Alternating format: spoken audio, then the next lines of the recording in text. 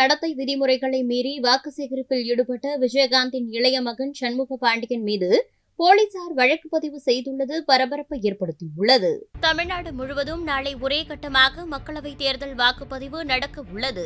இந்த தேர்தலில் விருதுநகர் தொகுதியில் தேமுதிக வேட்பாளர் விஜயபிரபாகரன் போட்டியிடுகிறார். அதிமுக கூட்டணியில் போட்டியிடும் இவருக்கு ஆதரவாக எடப்பாடி பழனிசாமி உட்பட அதிமுக, தேமுதிக பிரமுகர்கள் தீவிர வாக்கு சேகரிப்பில் ஈடுபட்டனர். குறிப்பாக அவரது சகோதரர் சண்முக பாண்டியன் விருதுநகர் தொகுதியில் பிரச்சாரத்தில் ஈடுபட்டார். வீதி வீதியாக சென்று தனது சகோதரருக்கு வாக்களிக்கும்படி அவர் கேட்டுக் கொண்டார்.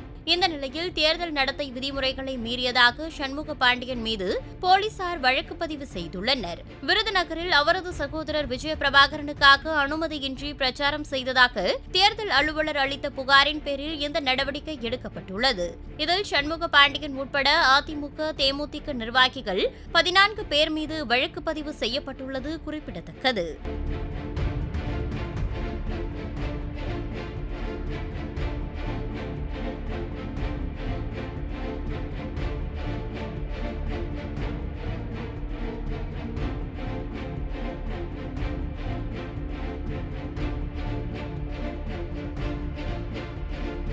செய்திகளை உள்ளது உள்ளபடி தெரிந்து கொள்ள ரெஃப்ளெக்ட் நியூஸை சப்ஸ்கிரைப் பண்ணுங்க.